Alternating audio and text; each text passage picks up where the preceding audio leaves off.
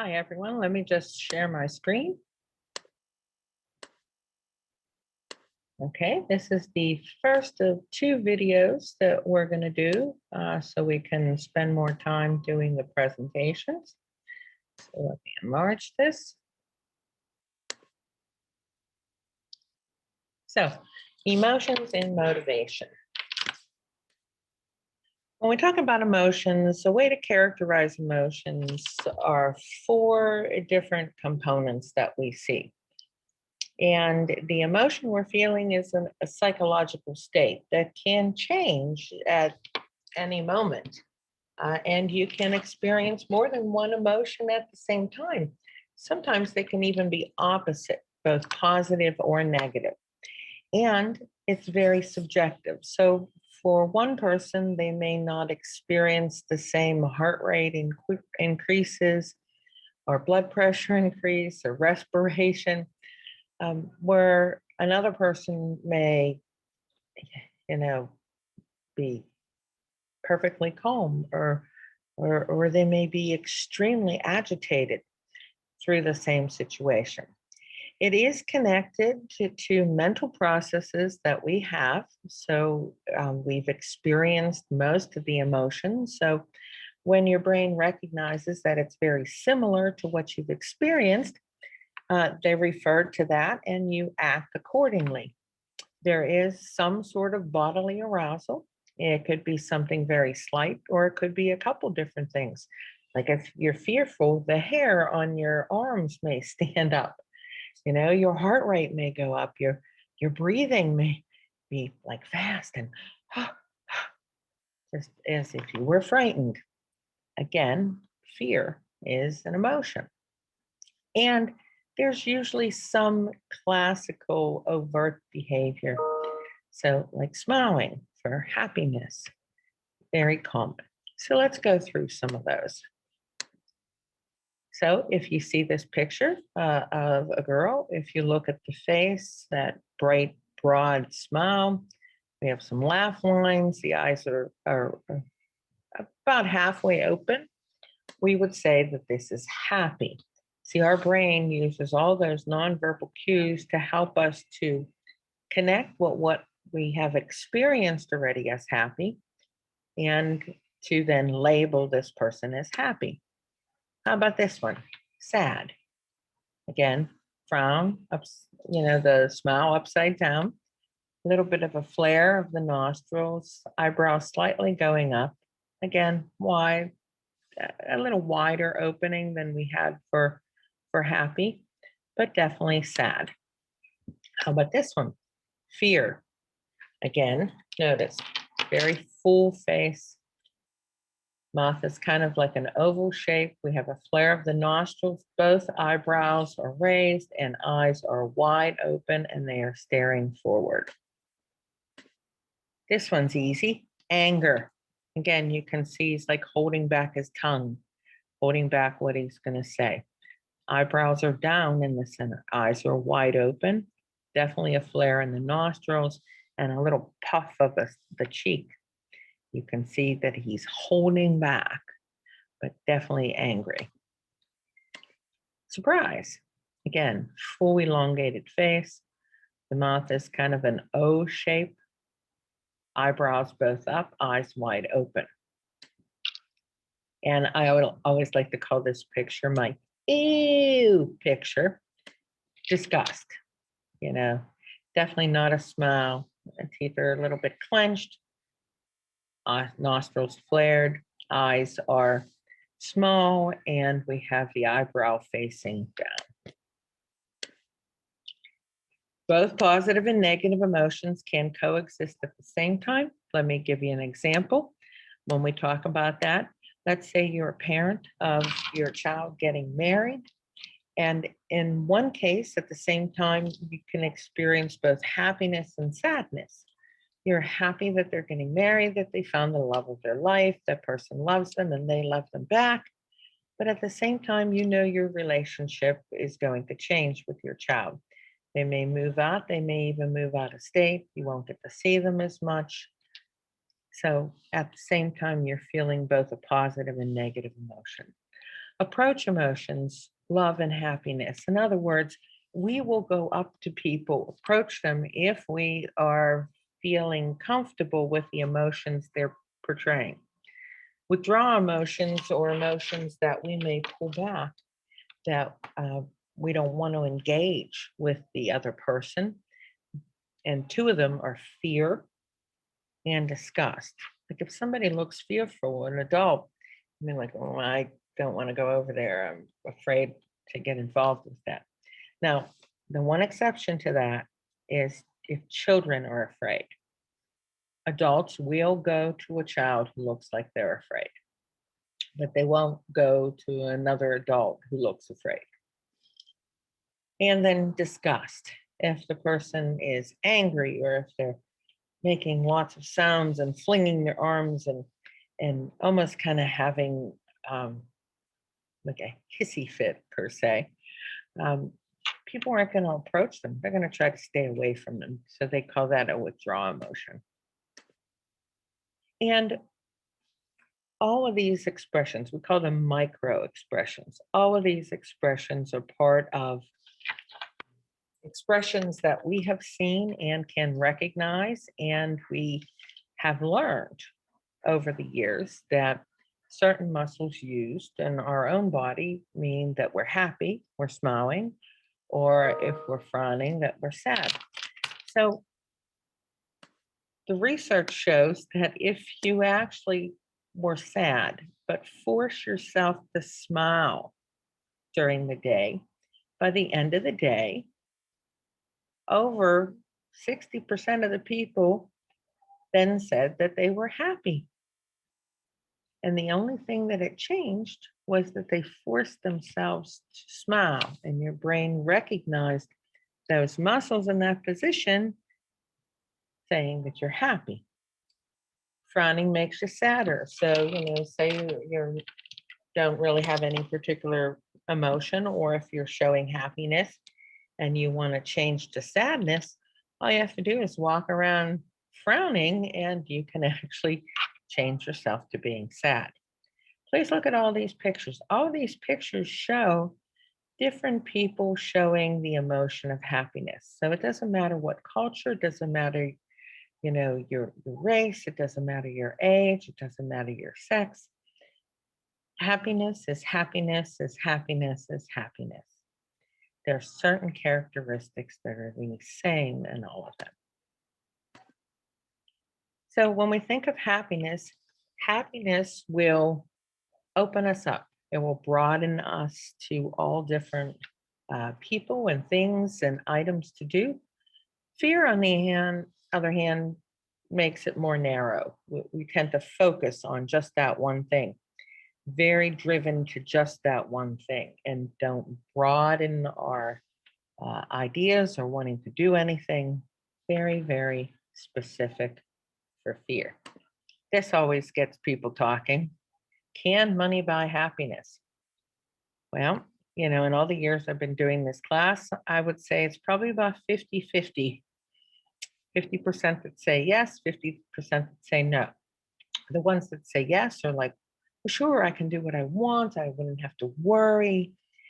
I can pay all my bills. Of course, that's going to bring me happiness. But at the same time, there are people out there that don't have any money that are happy, right? So they didn't need money to make them happy. And then people who said that money doesn't buy happiness because it's more than just a thing. It's a feeling, and psychologists agree you can't buy emotions. You may buy an independent feeling of something for a while, but in the long run, happiness isn't something you can buy. It's something you do to try to make yourself happy, but happiness itself can't be bought. And there are different cultural display rules, things that we do in each culture. Like here in the United States, if I gave you my middle finger right now, and I'm not going to, that would be a bad thing, right? You would think some sort of anger she's showing us that, that's just not appropriate. But in certain parts of the world, you know how we give each other the thumbs up? In certain parts of the world, just giving the thumbs up means the exact same thing as the middle finger here in the United States.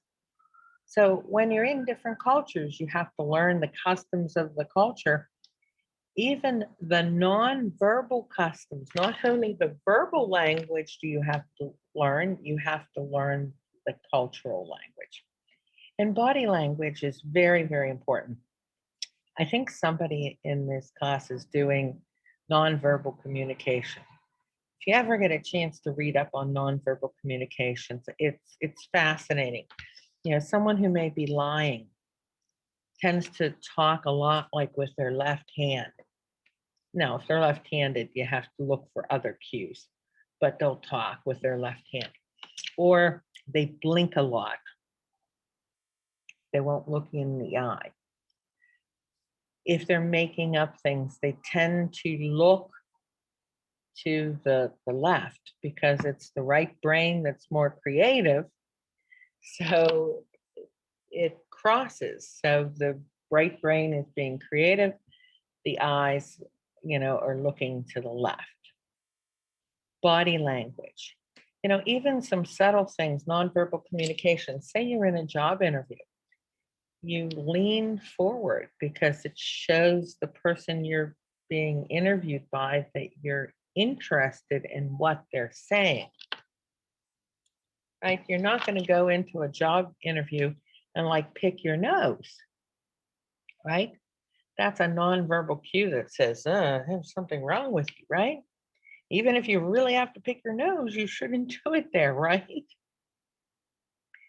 So other ways we show nonverbal cues, sexual interest. Let's say you're interested in someone in your room or someone in a restaurant. You may look to them, maybe, for women, you may nod your head, you may smile, you may bat your eyes, you may wave or something like that. Men tend to be a little more direct. They'll say hi. They'll make a very distinct nod. They may be constantly looking at you. And we're not talking stalking, if we get 20 minutes, that would freak anybody out. But they may keep looking at you and you know that maybe they're checking you out. And then eventually they may give up and offer to give you a drink or something, or just say, may I sit down? Some nonverbal cue. Now, how we perceive those emotions of other people, we look for those cues. We look for those micro expressions. We look for body language. There was a research study on blind dates, and they found people, when they first meet their blind date, actually don't face straight forward. They're just slightly off, just slightly to the side. If they feel comfortable with that person as the night goes on, then they face straight forward. Interesting. Maybe the next time you're out on a blind date, you can check it out to see what you're doing and they're doing. And we do imitate. We imitate behavior. So if you're in a situation that you're not sure of what emotion you should be showing, you may look around and say, oh, okay, they're laughing. I should laugh too. Imitation of others. And then you may have heard of a polygraph, a lie detector test. Lie detector tests are not able to be used as evidence in a trial because they can be faked. What they do, they hook you up with all these wires, measuring all different electrical activity, breathing, respiration, respiration, and your amount of sweat that's being produced on your body. As they ask you certain questions, and they always start with what's called a baseline. So they ask you normal questions like, where do you live? What's your name? Things like that. and they get a baseline for what things are and tell the truth. And then they'll ask you maybe what they suspect you of lying about. Like, did you steal the paper from the copy room? And most people, when they've lied, will show some sort of electrical response, and it's going to be larger than the baseline. So, what people will do sometimes to fool the polygraph is they'll put a tack in their shoe. And when they're answering the baseline questions, they actually push down on the tack, which is going to give that pain response, which is going to, raise all those baseline measures, so it's much higher than normal.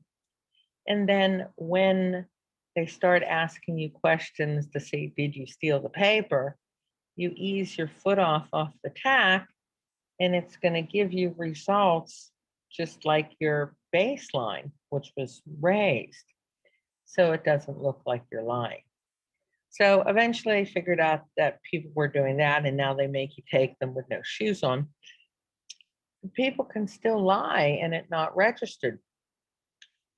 A lie detector, a polygraph, if you're stressed that you even had to take the test, you're stressed, that can show as you're lying on the polygraph. So it is not used in court. Yes, it's still used on like Jerry Springer and things like that, but no, there's more to it than just that one test. Now, for the second half of the lecture, it's on motivation. Motivation is any type of requirement or desire that will lead humans, remember animals, to behave a particular way at a particular time and place. And pretty much why we do anything. That's a nice, simple answer for a definition. And motivation has a couple different theories. The first two aren't the greatest, but they're still around. Internal imbalance, something our body always wants to be in equilibrium. We call that homeostasis. And to keep the body balanced, if it's out of balance, our brain will force us to do things to reduce that imbalance. So the problem with this is, some people do things just because they want to do them. So, if I like skydiving, I don't have to wait till my body says, oh, you need to be more active to go skydive. I just might want to go do that, or decrease arousal. Maybe I want to go home and just sit on the couch and watch TV. It doesn't mean that I was overstimulated and I being forced by my body to go home and sit down in front of the TV. So it's not a very good theory. The second one's similar to arousal theory. It says when we're at the extremes. So if we're understimulated, we're going to do things to stimulate ourselves. And when we're overstimulated, we're going to do things that are less stimulating. So if you've ever sat through my lectures, and let's be honest, it's a long lecture, right? Especially when you're not in a classroom and you don't really get to see me in person. So you have to try to keep yourself alert, right? So maybe you're like playing with your hands, or maybe you're tapping your feet or your fingers, or maybe you're like occasionally like hitting yourself a little, taking deep breath. These are all things that we use to increase our arousal. If you're overstimulated, you may be doing things to try to relax yourself. Have you ever tried to get a kid who's had too much sugar, or an adult who's had too much caffeine, to try to bring themselves down and calm them down? So, you're like, okay, breathe deep and just relax. Or, it can be really hard, especially with children. They usually end up like plopped down in their cereal bowl or something because all of a sudden their body just gives out on them. Adults it's a little easier to try to calm yourself down. But again, How do you define levels of stimulation? It's going to vary with everyone. So how the heck do you measure that if they're overstimulated or understimulated? This is the one. It's called the Yerkes-Dawson law. It is a law, not a theory. So this is the one we agree with. And if you notice on the chart, if we have low arousal, we tend to have low performance. And that makes sense, right? So we have an upcoming test at the end of the semester. If you're not worried about it, you don't really care about it, you know, have low arousal level, the chances are you're going to do poor on the exam. And the same is for high arousal. If you're so nervous, so anxious, you know, maybe you need to do really, really well on that test in order to pass. You study, you're so worried, you go to take the test and you kind of blank out. We call this test anxiety, and it happens to a lot of people. You also have low performance because you were too anxious.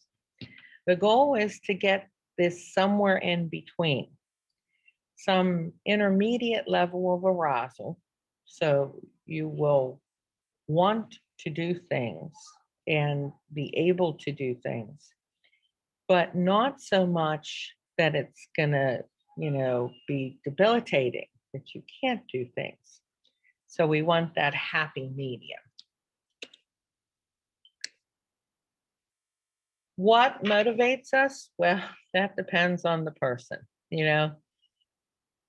If we anticipate any type of reward that's satisfactory for ourselves. So some people are motivated by money, some are motivated by power, some are motivated by friends, some are motivated by status, some are motivated by family. I mean, there's always something different. Some are motivated by grades or where they'll get a job, etc. Now, learned helplessness, very important. Put a star next to this. Plus, this particular study couldn't be done today. So what they did is they put dogs in a room, and in that room, there was nothing except the floor and a speaker. No windows, no anything, except for the built-in camera that they use to watch and film. And the dog is just sitting there, and after a while, the speaker sets off an alarm and the floor becomes electrified. So of course, the dog is getting shocked, it stands up, it's trying to get away, and there's nowhere for it to go. And then the shock stops. And this is repeated over and over and over. So the dog is conditioned that the sound means it's going to get shocked. Eventually, the dog has learned there's nothing they can do, so they just lay there and get shocked. And then they changed the experiment. They split the room by a small partition, small enough that any dog could just step right over it. So when the alarm goes off, only 1/2 of the room is now electrified. All the dog would have to do is step over that little partition. None of the dogs do, because they've learned that that sound means there's nothing they can do. Literally learned helplessness. What does that have to do with humans? If you've ever wondered why people stay in abusive relationships, why would anyone stay and be beaten or molested or raped? You know, psychological abuse. Why? Learned helplessness. They don't think there's anything they can do to change it. Kind of scary. So remember, we said anytime there are two definitions on a slide, you definitely need to know the difference between the two. So the definition between a need and a want. A need is a condition that arises from lack of a requirement. Well, what do I mean by that? You need water, you need food, you need air. You know, I'm holding you down underwater and you can't breathe. You need air. You're going to die. I mean, that's a need. A want is a condition that arises from you not meeting a goal you have, but it's not a requirement. You want a chicken sandwich from Wendy's, but they're out of chicken. Well, you're not going to die. You can get something else, right?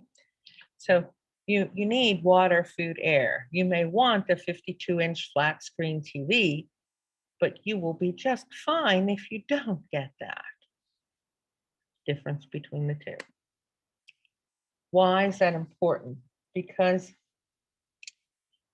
the past 4 generations have gotten those 2 words confused, and it has been a detriment to some people. You know, they think they need everything when in reality they're more wants. When we say we need something, it's more desperate, and we force ourselves to focus on that. Like I said, you don't need a 52-inch flat screen TV. You don't even need a TV, but you would be perfectly fine with a little 20-inch TV. And you would be satisfied for what you would need a TV for, per se, but that wouldn't make you happy because you'd say your need wasn't met. If you say you need a beer, you need a drink, you need a smoke, do you really need it? Because if you need it, then it's a requirement and it means you already have an addiction. Versus you want it, I want to have a smoke, I want to have a drink with my friends. That's a completely different indicator. So watch using the terms need and want. Maslow's hierarchy of needs. Remember we talked about Maslow last week when we did personality theory. So here it is, his pyramid of hierarchy of needs. And since he's in 2 lectures, you can guarantee that this is going to be on the test. Notice at the bottom, much wider here, the physiological needs. So food, water, air, being free from pain, things like that. They need to be met first. You know, it's really hard to teach someone geometry if they're having trouble breathing. You know, they're just trying to take a breath to stay alive. They don't care about geometry. So it's much easier to meet these higher needs if the lower needs are already met. Safety needs. We all need to feel safe and secure. Let's say you're a kid going to school and there are some bullies that are picking on you, and you know every time you go to the bathroom, they try to beat you up.